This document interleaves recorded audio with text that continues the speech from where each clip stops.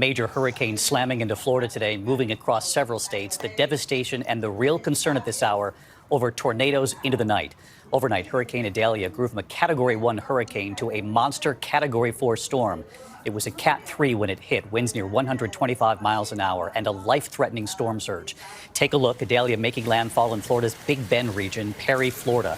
The strongest hurricane to strike that part of the state on record. Then speeding into Georgia so fast it was still a Cat 1 hurricane. A state of emergency in 4 states up through North Carolina. Right now, there are tornado watches in effect into the night, toppling the canopy of this gas station. The storm today, ripping apart this home in Horseshoe Beach, washing it away. Idalia spawning this suspected tornado in Goose Creek, South Carolina, lifting a car and blowing it over. And this is what the record-breaking storm surge left behind in Cedar Key, nearly 7 feet of water, flooding the entire town. The Tampa police tonight with high water rescues, their vehicles on the flooded streets helping people. And at this hour, the radar image, Idalia, now a tropical storm, still having sprawling effects up through the Carolinas. And again, with hundreds of thousands without power now, the real concern at this hour over tornadoes. Chief Meteorologist Ginger Z will time this out hour by hour, what's still ahead for us. And ABC Senior Meteorologist Rob Marciano, where this is still heading. Rob leads us off in Savannah, Georgia tonight. Tonight, Hurricane Idalia cutting a path of destruction and devastation across the southeast. The powerful hurricane making landfall around 7:45 a.m. with sustained winds near 125 miles per hour. The eye wall slamming ashore in Perry. As of 5 minutes ago, we all received a message on our phones about an extreme wind warning, and you can tell why. Snapping trees and stop signs. Watch McDonald's golden arches ripped apart by powerful winds. It's starting to circulate around, and when that rain hits you, I mean, it's like nails right to the face. Dwayne Williams and his son racing for cover as winds peeled away the roof above them. Felt the roof coming off, so I grabbed my 3-year-old son and I ran downstairs to the downstairs room, and they opened the door for me with mom and dad. But it was real terrible going on up there. On Cedar Key, AccuWeather storm chasers capturing record-breaking storm surge. Nearly 7 feet of water, tanks and other debris floating away. The surge tearing apart this home in Horseshoe Beach. It soon disappears from view altogether. High tide fueling the surge into Tampa. We got big waves rolling here, and we have this massive storm surge that has inundated this beach and parking lot. Our Ginger Z in Pinellas County. It's been more than 3 hours since we saw a major historic landfalling hurricane more than 100 miles northwest of us. But look at this. We still are taking on water. Coastal flooding right down Gulf Boulevard. In Pasco County, the sheriff's office helping rescue dozens of people and pets from flooded neighborhoods.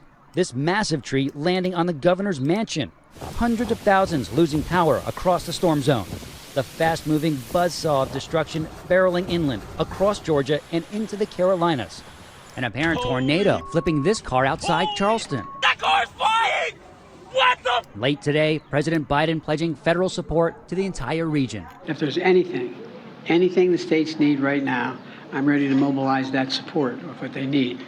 Nearly 12 hours after making that historic landfall, Idalia, now a tropical storm. So let's bring in Senior Meteorologist Rob Marciano. Rob with us, and we know this is far from over, Rob. Yeah, David, parts of this storm still have 60-plus mile-per-hour winds, so more trees, more power outages possible. And you mentioned that tornado threat, especially across parts of South and North Carolina. We had several warnings across Charleston, including that one that was reported. That watch is up until 10 o'clock, which is right around when high tide is going to hit this area, and that full moon high tide. So low-lying areas will see several feet of storm surge flooding during the night. David? All contributing to a tough night ahead. Rob, thank you for the coverage all day long. Let's laser in on the timing here because so many are without power. And this tornado threat, of course, very dangerous after nightfall. Chief Meteorologist Ginger Z in Treasure Island, Florida tonight. And Ginger, you heard from Rob there, the potential for these tornadoes damaging winds into the night. How long does this last? Where is this all headed? Those outer bands whipping on and whipping up tornadoes are possible again through 10 p.m. with that watch, but I anticipate that extends even, so watch for that as we go into North Carolina and to the Outer Banks, because let me time out how it all moves. We're going to see that storm make its exit just south of Hilton Head, and it'll go into the Atlantic, but it's going to hug the coast, enough so that we have tropical storm warnings all the way to the Virginia state line.